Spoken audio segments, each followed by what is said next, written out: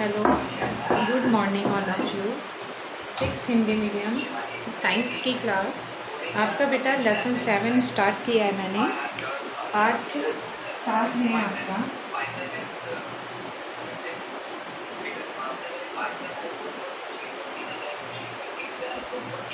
पौधों को जानिए।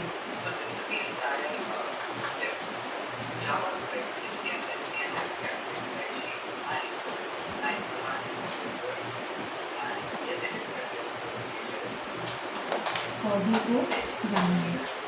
इस पाठ के अंदर आपको ये जानना है पौधों के बारे में, अपने आसपास के पौधे किस तरह के होते हैं। मैंने आपको इसमें समझा दिया था, स्टार्ट कर दिया था पौधों के बारे में कि पौधों को आकार के आधार पर कितने भागों में बांटा गया है। तो जैसे आपने इसमें देखा था शाक, झाड़ी, वृक्ष। अब इनके अंदर जानना है आपको तना के बारे में।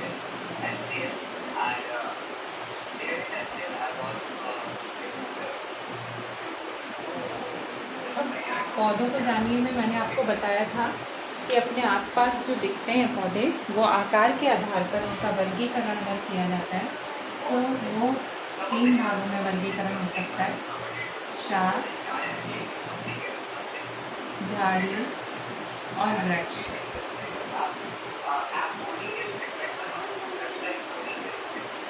तो इस तरीके से 3 कैटेगरियाँ होती हैं। ये आपके होते हैं आकार के आधार पर। आकार के आधार पर ये छोटे, ये बड़े, ये उससे भी बड़े। मैंने इनके तीनों के आपको एग्जाम्पल समझा दिए थे। अब आज आपको पढ़ना है तना। तने का क्या मतलब होता है बेटा? तना जो है आपका, तने के सहारे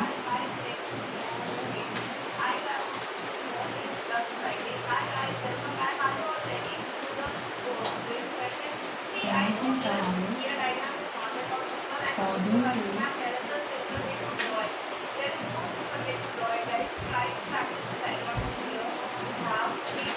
जल का संवहन होता है।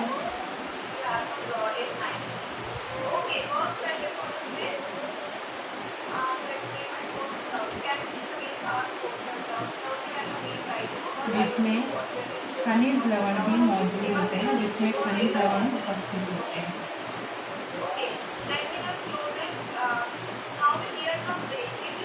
खनिज लवण भी उपस्थित होते हैं।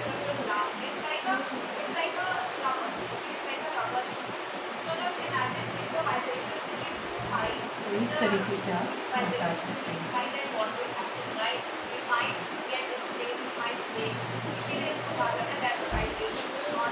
अब जल का संवहन आपका तना करता है पौधों में, ये बात आप कैसे प्रूव कर सकते हैं? इसके लिए मान लीजिए एक ग्लास लिया आपने और एक ग्लास के अंदर, जैसे आपने उस ग्लास के अंदर एक पौधे को रखा,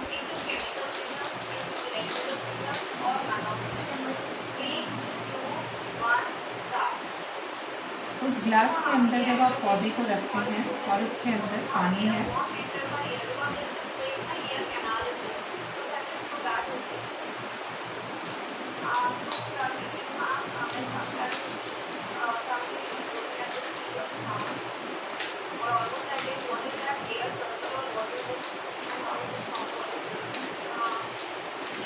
आप देखते हैं कि अगर इसके अंदर आपने पानी में लाल रंग डाल दिया तो आप कुछ समय के बाद देखते हैं कि जो उसके लाल रंग आपने ग्लास के अंदर डाला था वो धीरे धीरे जो है पत्तियों पर चढ़ने लगा, और पत्तियों पे चढ़ते चढ़ते वो थोड़ा सा आपको ऊपर की तरफ पूरा पानी लाल हो गया और पत्तियों में भी वो रंग दिखाई देने लगा। तो इस तरीके से आप ये जान सकते हैं कि तने ने क्या किया, वो लाल रंग यानी अपना सोख लिया और धीरे धीरे वो पत्तियों तक पहुंचा दिया, जिसके कारण पत्तियों का रंग भी लाल हो गया। तो आप इस तरीके से कह सकते हैं कि तना जो है पौधों को जल का संवहन कराता है।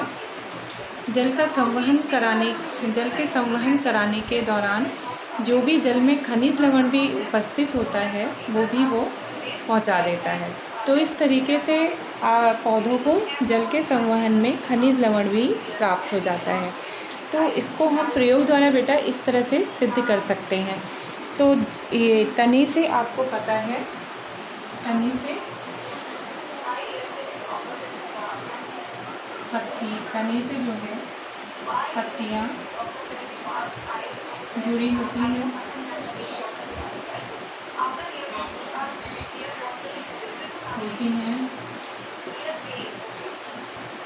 फूल और फल भी, फूल और फल भी ये इसके माध्यम से ही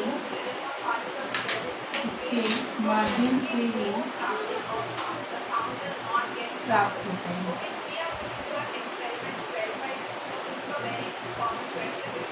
तो यानी तने से फूल और पत्तियाँ भी जुड़ी होती हैं, फूल फल भी जुड़े होते हैं, जिसके माध्यम से आपको ये प्राप्त होते हैं, तने के माध्यम से। तो इस प्रकार तना, आप कह सकते हो कि तने के सहारे से पौधों की पत्तियाँ, फूल और फल, इन सब का जो है विकास होता है। तो तने के सहारे ही पौधों का संवहन कराया जाता है, जिसके कारण पत्तियाँ भोजन बनाती हैं और पौधों का विकास होता है।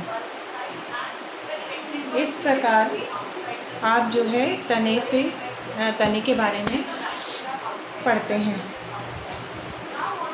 अब पत्तियों के बारे में जानेंगे, पत्ती क्या होती है। तो पत्ती के बारे में देखेंगे।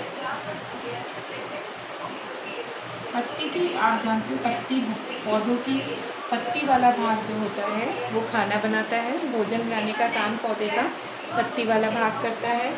पत्तियाँ क्योंकि हरी होती हैं और हरे रंग में क्लोरोफिल होता है। पत्ती में आपको पता है, तने के जिस भाग से पत्ती जुड़ी होती है उसे कहते हैं पर्णग्रंथि।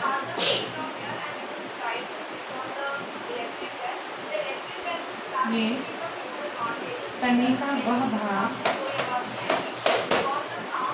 जिससे पत्ती जुड़ी होती है, जिससे पत्ती जुड़ी होती है, तो ये आप बोल सकते हैं पर्णग्रंथि। ठीक है, तने का वो भाग जिससे पत्ती जुड़ी होती है। और फलक होता है पत्ती का मध्य भाग, जिसे हम कहते हैं फलक।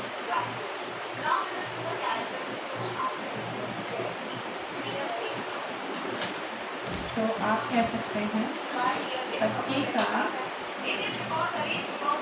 मध्य भाग फलक कहलाता है।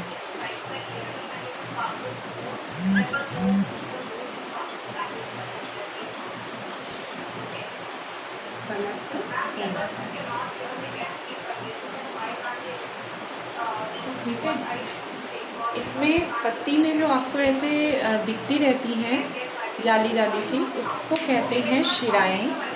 शिराएँ आपकी जालिका रूपी और समांतर दो तरह से होती हैं। तो इसमें आप कह सकते हैं कि पत्ती के मध्य में, यानी पत्ती के मध्य में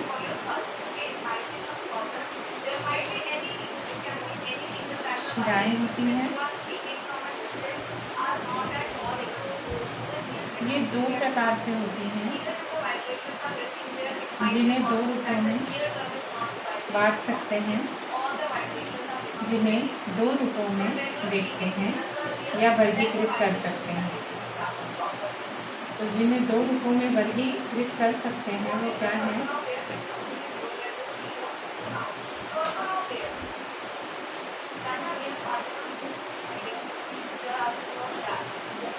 पहला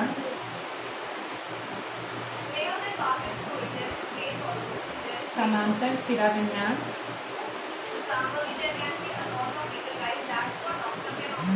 समांतर सिरा विन्यास, और दूसरा है जालिका रूपी सिरा विन्यास।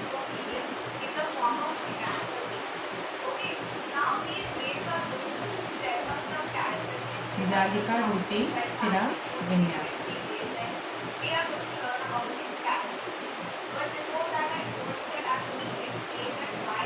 तो आप देख सकते हैं कि 2 रूपों में शिराओं को बांटा गया है, समांतर शिरा विन्यास और जालिका रूपी शिरा विन्यास। समांतर शिरा विन्यास के अंदर आपको रेखाएं पत्ती के ठीक समांतर नज़र आती हैं और जालिका रूपी में आपको जाल जैसा दिखता रहता है। तो इस तरीके से आप जान सकते हैं कि पत्ती के मध्य में जो आपको जाल यानी इस तरह से बटी हुई नज़र आती हैं वो आपकी शिराएं होती हैं। इनको चित्र के द्वारा आप इस तरह से दिखा सकते हैं, जैसे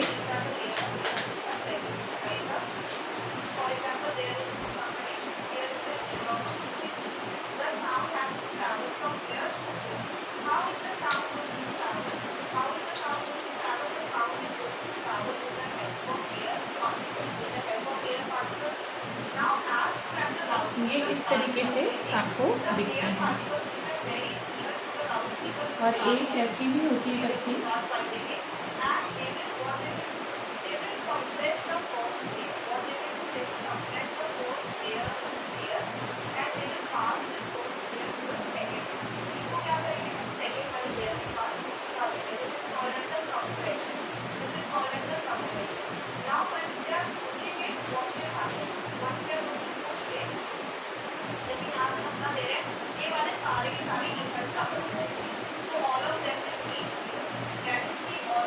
इस तरह की रचना अगर आपको दिखती है, जो आपकी पहली पत्ती दिख रही है तो वो आपकी जालिका रूपी हो गई और जो दूसरी है वो समांतर, तो इसे हम कहते हैं जालिका शिरा विन्यास और इसको कहते हैं हम समांतर शिरा विन्यास।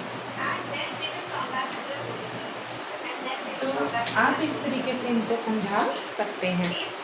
तो ये इस तरीके से आपका ये 6th क्लास जो आपका चैप्टर है बेटा पौधों को जानिए, उसके अंदर आपने इतनी सारी चीज़ें देखी कि कैसे कैसे आपके होते हैं। मैं एक बार फिर से आपको सब रिपीट करती हूँ कि आपका पार्ट 7 है पौधों को जानिए। पार्ट 7 में आपने पढ़ा कि पौधों को जो है आकार के आधार पर 3 भागों में वर्गीकृत किया गया। शाक, झाड़ी, वृक्ष। शाक मतलब छोटे पौधे जो आकार में अत्यंत छोटे हैं, झाड़ी उससे थोड़े बड़े यानी मध्यम आकार के, वृक्ष का मतलब होता है अधिक लंबाई वाले पौधे यानी कि बड़े। तो ये आकार के आधार पर इस तरह से अपने आसपास जितने भी पौधे पाए जाते हैं उनको हम वर्गीकृत करते हैं। इसके बाद मैंने आपको कुछ बातें बताई थी कि किस तरीके से आप उनको देखते हैं शाक, झाड़ी, वृक्ष के बाद कि कुछ जो है पौधे दूसरों के सहारे चढ़ते हैं, कुछ ज़मीन पर ही फैल जाते हैं। तो ज़मीन पर जो फैलकर ग्रोथ करते हैं या ज़मीन पर जो फैलकर अपना विकास करते हैं उनको हम कहते हैं जो है विसर्पी लता। और जो दूसरों के सहारे से पौधों पे चढ़ के अपना यानी कि अपना पूरा ग्रो करते हैं या उगते हैं या अपना जीवन काल पूरा करते हैं दूसरे पौधे पे चढ़ के, उन्हें हम कहते हैं आरोही, जिसके सबके उदाहरण मैंने आपको लिखवाए थे पिछली लास्ट वीडियो में। आज के वीडियो में आपने क्या पढ़ा पार्ट 7 में पौधों को जानिए में तना। तना क्या है बेटा? तो देखिए तने के सहारे पौधों को जल का संवहन कराया जाता है या होता है। तो यानी कि तने के सहारे से पौधों को जल का संवहन कराया जाता है, जल को पहुंचाया जाता है, जिसमें खनिज लवण भी उपस्थित होता है। यानी कि तने इसमें खनिज लवण भी होता है जो तना आपके पहुंचाता है पत्ती तक, जो भोजन बनाने के काम में आती है। तो तने से जल का संवहन और खनिज लवण का संवहन दोनों ही पत्तियों तक पहुंचाया जाता है, जिसका उपयोग पत्ती खाना बनाने में करती है। और जल का अवशोषण जो है पौधों में जड़ें करती हैं, जड़ों से तना और तनों से फिर पत्तियों तक। फिर मैंने आपको बताया कि तने से पत्तियां जुड़ी होती हैं, फूल और फल भी इसके माध्यम से प्राप्त होते हैं। पत्तियां, फूल, फल सब तने के सहारे से एक दूसरे से जुड़े रहते हैं। फिर इनका एक प्रयोग बताया कि एक गिलास में जैसे पानी लें, उसमें आप लाल रंग मिला दें और एक पौधे को रख दें। थोड़ी देर में आप देखेंगे पौधों की पत्तियों तक लाल रंग पहुंच जाएगा। इसका मतलब ये है कि लाल रंग है वो तने ने पत्तियों तक पहुंचा दिया। तो इसका मतलब जल का संवहन तना करता है जो पत्तियों तक पहुंचाता है। उसके बाद दूसरा टॉपिक आपका है पत्ती। पत्ती के बारे में अगर आपको जानना है तो पत्ती क्या है, तो ये देखिए, पत्ती के बारे में आपको ये देखना है कि पत्ती में पर्णवृंत नाम की जो रचना होती है, पर्णवृंत, उसका मतलब होता है तने का वह भाग जिससे पत्ती जुड़ी है। तने का वह भाग जिससे पत्ती लगी होती है, जुड़ी होती है, उसे पर्णवृंत कहते हैं। फलक, पत्ती का मध्य भाग जो होता है, फलक, चपटा वाला जो हरा भाग, चपटा हरा भाग, वो फलक कहलाता है। पत्ती के मध्य में जो है शिराएँ होती हैं, जो ऐसे दिखती हैं, अपने को ऐसे लाइनें दिखती रहती हैं ना, वो शिराएँ होती हैं, जिन्हें 2 रूपों में वर्गीकृत किया जा सकता है, समांतर शिराविन्यास और जालिका शिराविन्यास। समांतर शिराविन्यास और जालिका रूपी शिराविन्यास, ये दोनों का मैंने आपको चित्र बना के बता दिया है। इस तरीके से अगर आपको जाल जैसी रचना दिखती पत्ती में तो आप कहते हैं उसको जालिका रूपी शिराविन्यास। और ऐसे अगर आपको सीधी एक रेखा दिखती है और फिर ऐसे रेखाएं दिखती हैं तो उसे आप कहते हैं समांतर शिराविन्यास। तो इस प्रकार आपने ये देखा कि तना और पत्ती दोनों की रचना पौधों में कितनी महत्वपूर्ण है। तो बच्चों, आपको इस पाठ के अंदर जो मैंने इस पाठ के अंदर आपको हर एक चीज़ के बारे में, पौधे के हर एक चीज़ का डिस्कशन किया गया है, जिसमें एक एक करके हर एक बातों को जानना है, समझना है। तो आज के लेक्चर में इतना ही बेटा। नेक्स्ट बातें नेक्स्ट पार्ट का नेक्स्ट लेक्चर में होगा। तो बाय।